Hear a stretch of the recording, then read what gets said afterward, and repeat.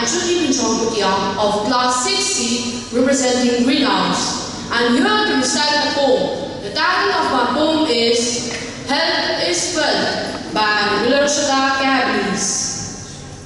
People mining in the hospital lobby, each with their own concern. Some are waiting outside the laboratory, others lying in the pharmacy. Health issues is everyone's concern. When sickness strikes, it doesn't exempt young or old, rich or poor alike.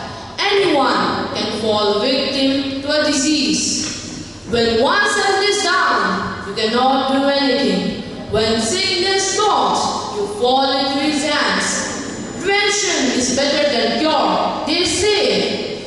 When disease claims your life, money is no guarantee. What good is your money when your health is not good? You can't enjoy the simple joys like eating your favorite food. True is the saying that health is wealth. When you are healthy, you have the best